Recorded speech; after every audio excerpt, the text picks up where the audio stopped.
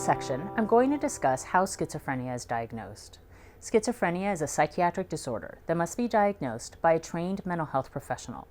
Diagnostic interviews and medical evaluations are used to determine if someone has the disorder.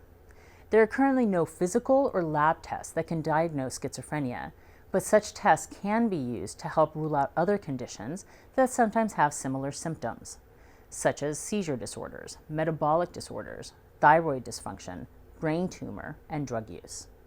In part 2 of this series, I went over all the symptoms of schizophrenia in detail.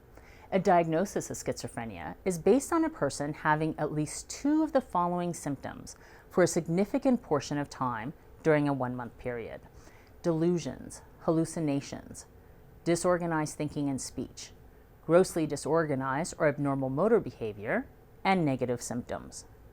At least one of the symptoms the person experiences must be one of the first 3 symptoms I just mentioned: delusions, hallucinations, or disorganized thinking and speech. The person must have symptoms for at least 6 months and at least 1 month of the more severe or active symptoms I just mentioned.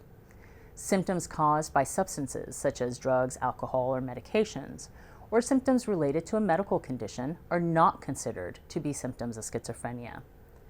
The person must also experience problems functioning in school, at work, in social relationships, or in caring for oneself. These need to start or have gotten worse since the person got sick. Lastly, when diagnosing schizophrenia, other disorders with similar symptoms must be ruled out. For example, symptoms of schizophrenia may overlap with symptoms of schizoaffective disorder, bipolar disorder, or a depressive disorder with psychotic features. A mental health treatment provider will need to do a thorough interview to determine an accurate diagnosis. That concludes our discussion of what's involved in diagnosing schizophrenia. Join me next time as we talk about the causes of the disorder.